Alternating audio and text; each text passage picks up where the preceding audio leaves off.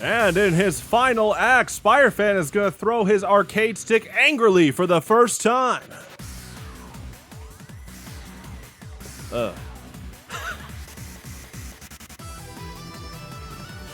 What's going on? I will say, this is a great product. I've had this since Christmas 2012. My dad bought this for me when I was on sale. It was on sale for $100, the Mad Cat Street Fighter Cross Tekken arcade stick. Shoutouts to J-Spot for not only dual modding it back then, but he's actually worked on it recently too, and it's lasted me this long. I've been using it for Street Fighter V as well, and then now Street Fighter 6, as well as a lot of other things like testing Friday Night Mugen, the builds leading into that, and then also playing some Ultimate Marvel vs. Capcom 3. It's a lot of fun, and it's also just fun to use this arcade stick for other games. Classic Street Fighter games, and you can, I love this for Mega Man. It's a lot of fun.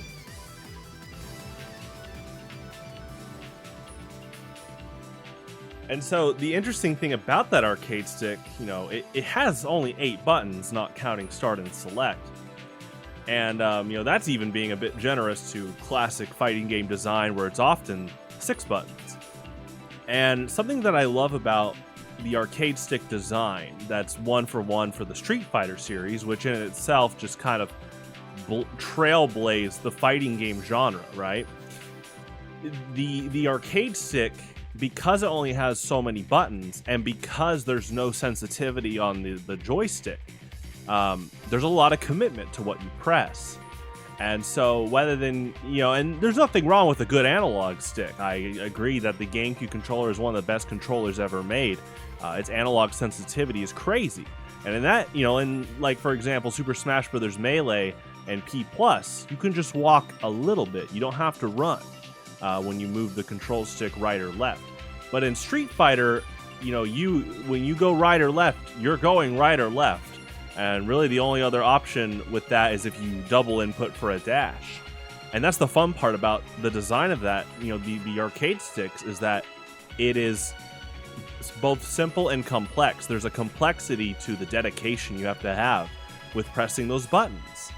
And, full circle back to J-Spot, good old Jonathan Spotwood. He's been my teacher since I got into competitive Street Fighter, since I started playing in 2011. I got in a bit earlier than that when I've mentioned this before, when I heard Zangief's theme from Street Fighter 4. This was back in 10th grade. I remember that. It was a lot of fun. But he's been teaching me since 2011. And one of the big things that he taught me about with competitive Street Fighter is when it comes to an aspect like jumping, how do you commit to your jump? Jumping is committal. And that's a big attribute to get down. Because again, back to the example of Super Smash Bros., you jump a lot in that game. And that game, again, Melee, P+, it's super intuitive to all these decisions you do all the time. But then you go to Street Fighter, and a lot of new players will jump a lot because there's a similarity there. You can, be like, oh, I'm jumping, I'm gaining, a lateral potential advantage, the high ground, right? But in Street Fighter, when you jump, the commitment is super high, and there are things like dive kicks that can alter your trajectory, or Condor dive from T-Hawk and Lily. But in general, when you do an up input, you're fully pushing that. And so your opponent could punish that because while you're in the air, the opponent could have an anti-air move ready. And I just remember him saying, jump with a commitment. And it stuck with me to the point that my good friend Ramen Noodles, when he was getting into Street Fighter a few years later, yeah, he was jumping a lot at first. And the first Street Fighter he played against us, me and, Ambi, was Street Fighter 2. And he played Chun-Li, and he was jumping a lot. But he was beating us pretty good. So he goes to Street Fighter 4, and he tries to do that. And by that time, when I've learned more of the fundamentals of Street Fighter, I was able to call out his jumps a lot. And he'll tell you to this day that lesson that I brought to him from my teacher was big for him, because it makes you think more about what do I put behind every input. And so that complexity and the simplicity of an arcade stick and fighting games, design, their general design, is great. And it also, when you're actually just fighting and the timer's ticking down and someone's throwing punches and kicks at you, you only have so much time to think before you might get hit. And so it's that fun decision making that you have to make in such a quick amount of time. Or not. You could get hit, or you could block, right? And blocking is its own commitment of holding back. And it's just fun to see what aspects you can take from fighting games and put into other things. It makes you realize that not only is each day so important with how we treat others and what we put out to the world each day, but if we do cherish each day and we decide even on small things like I'm going to check in on a friend, I'm going to check in on a family member, I'm going to say hi.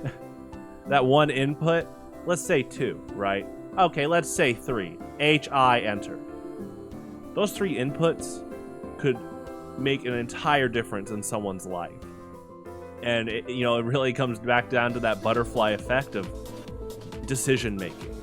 Obviously, you don't want to overthink it, but it's cool to think about even the small things like saying hi or jumping with T-Hawk as Zangief already has his lariat ready.